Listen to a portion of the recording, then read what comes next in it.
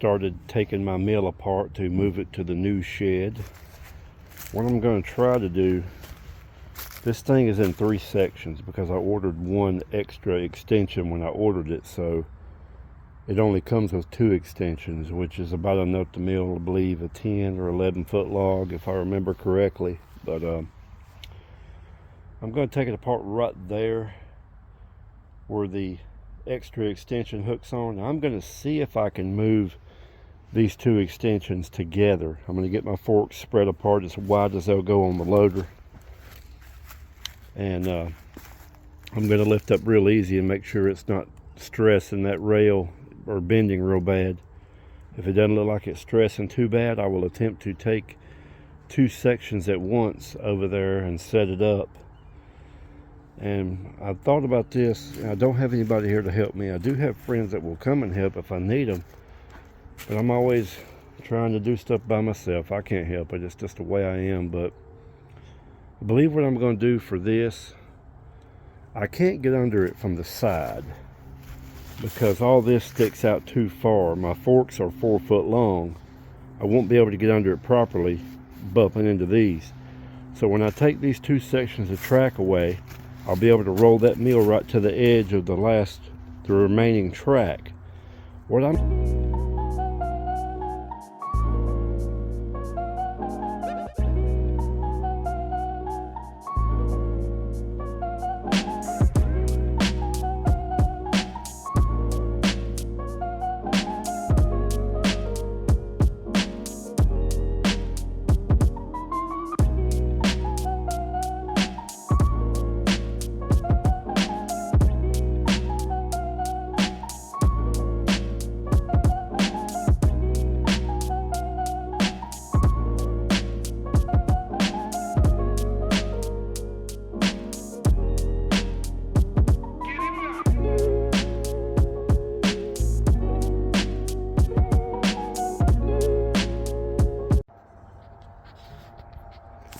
Alright, you can see what I did. Like I mentioned earlier, I took I left the extension portion, the extra extension of my mill in place, took it apart right there, and I was able to move the 2 sections still hooked together. It didn't bend or anything, so I got it moved like you saw previously. And my idea here, I found a pallet that turned out to be just about the same height as the track. So I was able to roll the mill head down, get it up on that, and by hand slide it back and forth like this, scooting it back on that pallet. It took me a couple of boards and screwed up tight in between the wheels so it won't fall off this pallet while I'm moving it to the new mill shed. Now when I get there, I'm going to take this and set it right up on top of the beams next to the track. The other 2 sections, I'm going to get them level and screw them down, and then I will take and spin this and get it up on those 2 track sections and push it out of the way, then install the final section. But that seems like the smarter, safer way to do this. Like I had mentioned, you know, I could hook to the hooks up here, but it would be like a pendulum. And I'm not sure, even though my opening to my new shed is a good 10 foot, I don't know how much I'm going to have by the time you get above this. That's 5 foot tall. By the time you get a piece of strap, and then figure the height of this, I don't know how much play I'm going to have getting up under that mill with an angled roof. As I go in deeper, I lose height from 10 foot down. So this is a lot safer to me. It's on the pallet. I got more control over it. It's not swinging like a pendulum. And I can set it right next to the other track, like I said, spin it and get it right up on there. So this was a lot safer, smarter method working by yourself.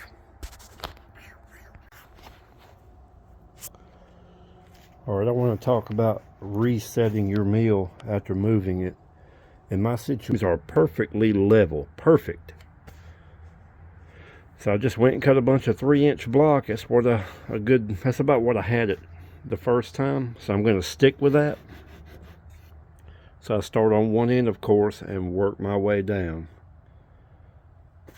And once I get this section perfect, and I've already got my feet screwed down to the beam, I've got my bolts locked in right now.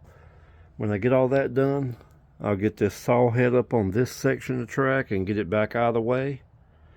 Then I'll get the other section sitting over there and get it on here and do the same way. As you can see here, what I meant when I said I would put the pallet up beside the two sections that I now have secured down and level. What I'll do is I'll spin this mill around, and it'll be just the right height to back it right down onto the track and push it out of the way, move all this and put the last section in, and we're in business. Now after I get a log or two on it, mill it, flip them over and get a little bit of movement. You know, this shouldn't move, but get a little bit of vibration and weight on it. I will recheck everything a second time to see if anything's settled. It shouldn't, because I mean, you've all seen the build so far. I dug footers. I dug down at least 16 inches in the ground, poured 4-inch thick footers, high strength concrete, laid block, filled the block solid with mortar mix. I've used angle iron to anchor the timbers down to the piers. The beams and laterals are screwed together with 10-inch headlocks. I've used 3-inch timber framing screws to secure the angle iron. So I'm trying not to cut corners on this build. Much of my previous videos, this is where the wood yard is. Right over there, you can barely see it in the shadows, is that building I got firewood stacked in. And where I shot that video a while back splitting firewood, it's right over there. Still going to be my wood yard. I'm still going to build on to the side of this and keep going that way for wood storage. I'm also thinking about building on and going that way to have somewhere to dry stack lumber. I don't see ever milling anything beyond 20 foot. This is a 20-foot opening right here. I wouldn't have to angle anything, but I could come straight in and get that log slid down if I ever wanted to extend this track. It wouldn't be a problem. I've thought about this in the future, with the future in mind. So a lot of possibilities here, but for right now my main goal was to be under lights, under roof, in the dry, and a nice solid base where I could mill as accurate a lumber as I could. This turned out a lot better than I thought it would. I mean, I've been doing carpentry and all kinds of stuff my whole life, but and I'm not perfect at it. I don't want everybody to think that I'm a know-it-all and I can do everything. I can do it well enough for my own taste, and that's what matters.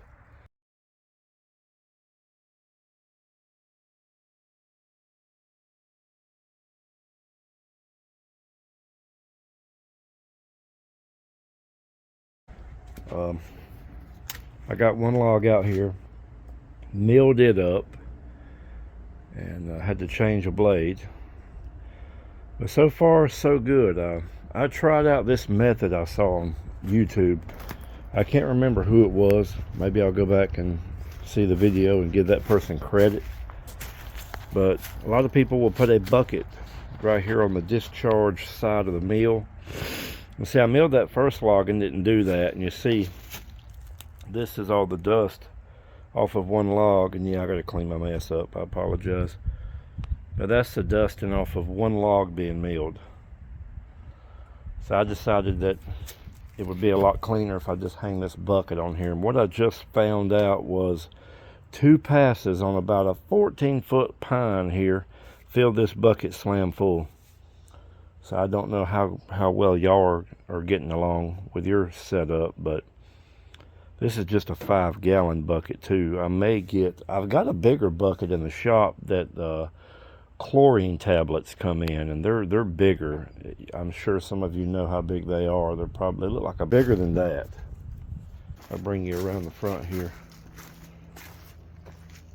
I just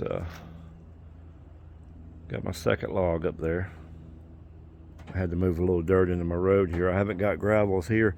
I spent my whole day Saturday spreading gravel out on my main driveway. I had a load brought. I don't know what they cost in your area, but I got 19 tons of wash stone delivered here, and it was about $520. But yeah, it's way up there. I done my driveway, the parking in front of the house, and out to the road coming in. But it would have went further, but I had a few holes I had to fill up, so that kind of ate the rock up. But and too, that maple has got to come down. It's dying. But yeah, I'm not sure what I'm going to get down here. Somebody told me to buy a load of surge and put in here, the bigger stone. Here's what I've been doing with my sawdust so far. I've been throwing it out here to try and dry some of this mud up. We got a lot of rain here lately. But I figure I'll throw it in this hole right here. Maybe it'll help out. But yeah, so far so good, everybody. It's going all right. I'm going to keep going. I did have to make some adjustments today. Once I got into this new setup, milled that first log, then I got the ruler out and checked from the deck up to the blade, and I was a eighth of an inch higher on one side than the other. So I don't know if the cables have stretched a little. That is possible, or something vibrated a little loose. But anyway, I'll bring you around here, not trying to talk too much, but the adjustments are right here for your left and right side cable. And that's what I actually adjusted on this one, because that's the right side, the operator side cable. I got that 1/8 of an inch worked out and got it back perfectly flat.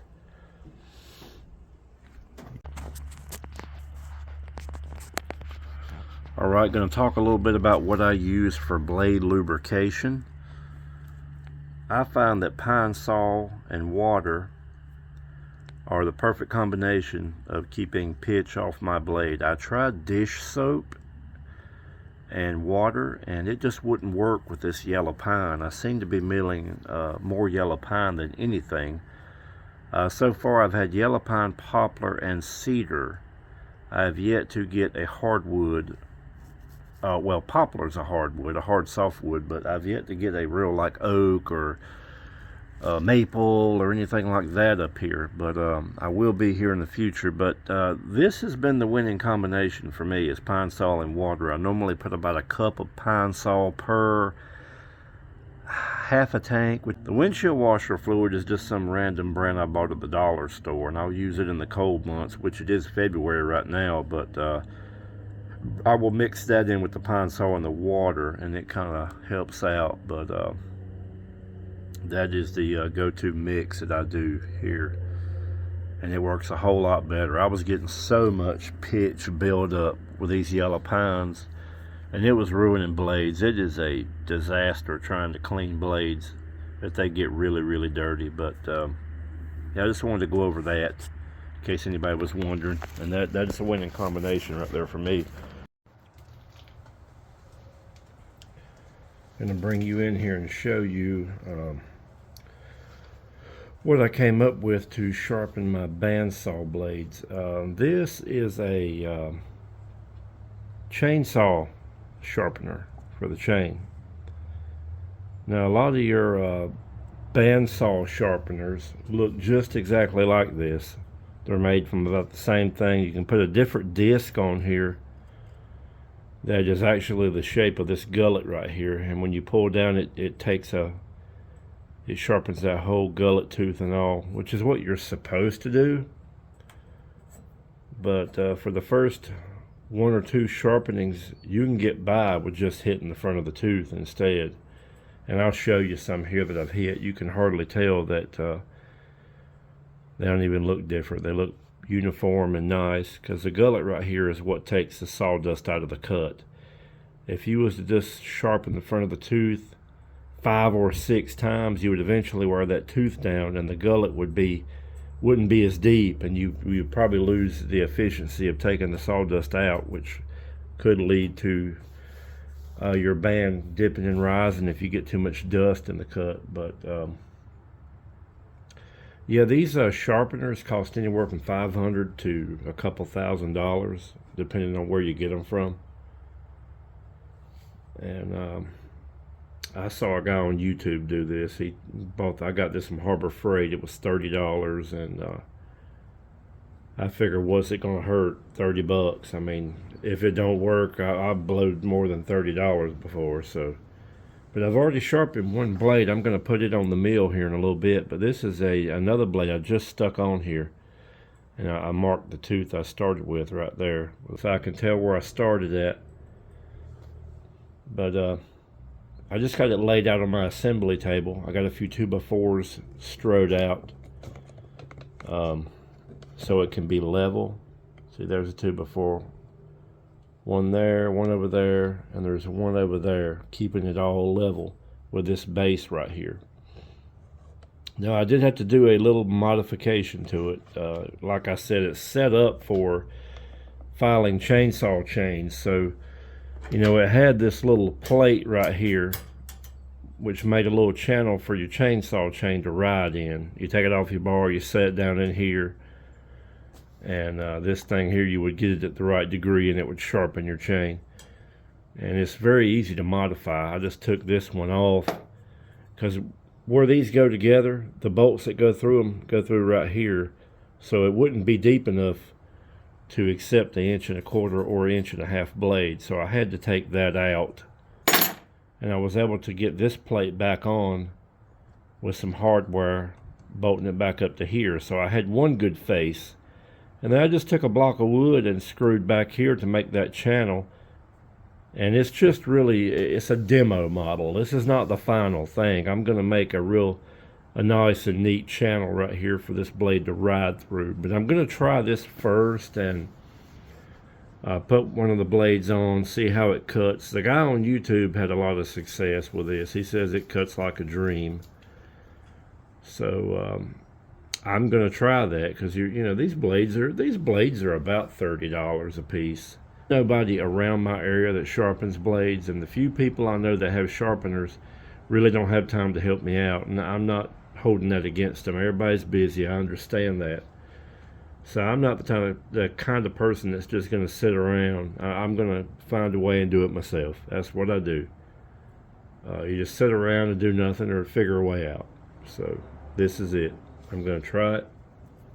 So what I'm going to do is sharpen a few of these for you so you can see how it works. You know, this little finger right here, it keeps your blade in the perfect position every time. Let's see, I've done cut that tooth. I'll go ahead and push it forward.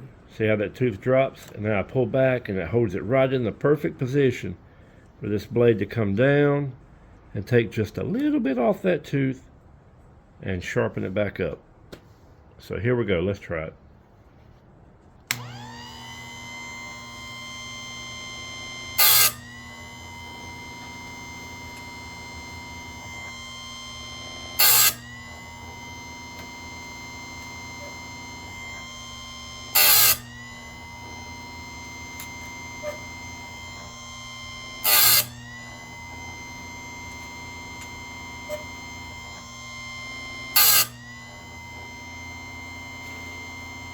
See if I can get you in a little bit closer. Sorry for the moving around. Trying to get you a good angle here.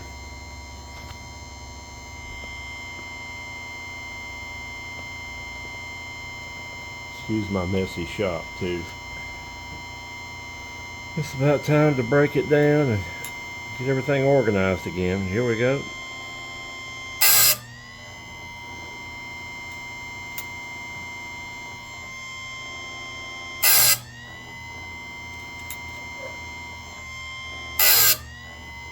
You get the picture. I'll take you loose and I'll show you here just how nice of a job that does. And that right there is just about, it is, this filling of it is just as sharp as it was from the factory. And it didn't really ruin the gullet. It looks uniform. I set my depth and everything where it wouldn't cut too deep, and that gullet is nice. It's still got a good shape. Now if you've got a tooth out of set, you know, your blade's not going to perform well. And what that means, looking overhead here, you see how that tooth is angled out this way? Well, no, that one's straight. That one's angled out that way. This one's angled out this way, and then this one's straight again. You know, those teeth do that so they cut a wider channel than the body of the blade itself. That way it don't get bound up in the wood.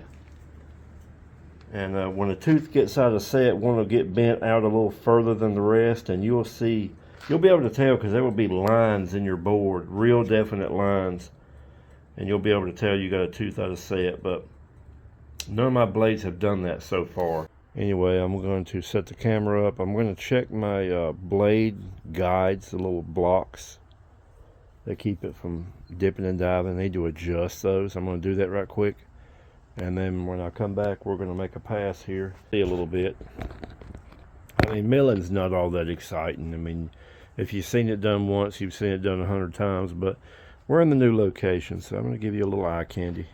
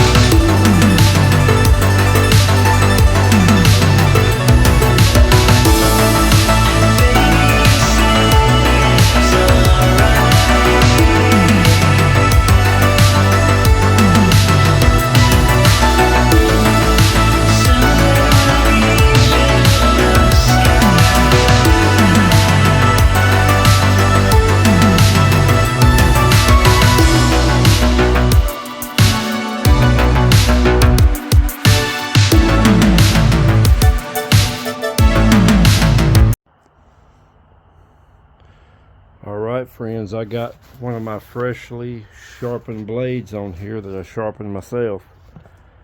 Now this is either going to be good or it's going to be bad, but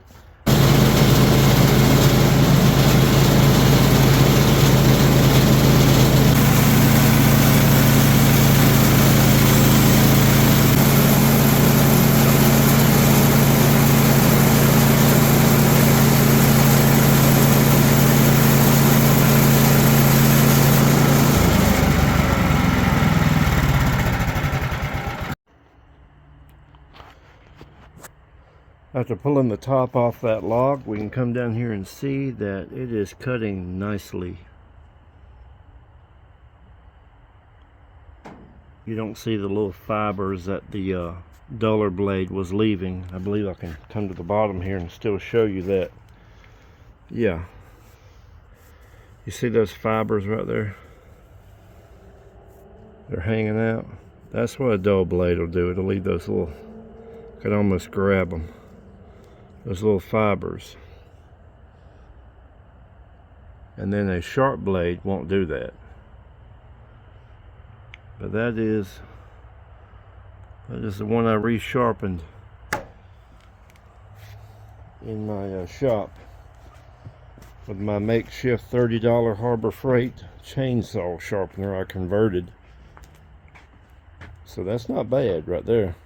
But I think I'm gonna back off this for a while and do some woodworking and some other stuff. I don't want to burn y'all out on the bandsaw mill shed.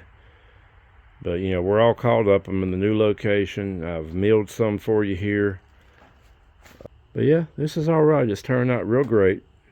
The only thing I need now that I hate I don't have is my loads of gravel coming down into the band mill area. See how muddy that is right there? That's terrible.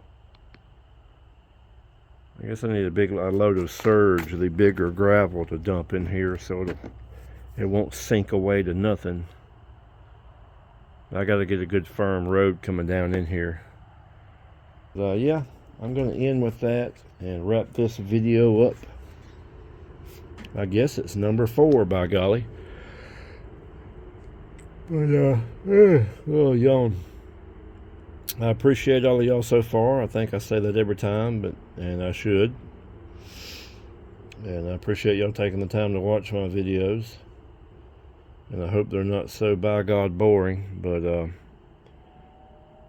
Like I have said previously, there will be a cabin build coming up this summer, so y'all need to stay tuned, subscribe so you don't miss it. But definitely stay tuned for that. But anyway, I'm going to let y'all go with that and quit yakking. Lord have mercy, I can't stand a bunch of talking. But so far so good. I'm happy with my Woodland Mills purchase. If anybody's wondering, was it worth it? So far it is. I'm going to calculate what I've got in this whole build before it's over with, and I'm going to try to run those figures. Now keep in mind, I'm not going to add the cost of this mill into this build. I mean, I didn't buy this just to build this shed, so I can't count this as part of the expense. But I will figure up what I've got in materials for this entire build. And that includes the metal roofing, the boards, the block, everything you have seen so far. But I'll have that for you in the future. And anyway, I'm going to let you go. See you on the next one.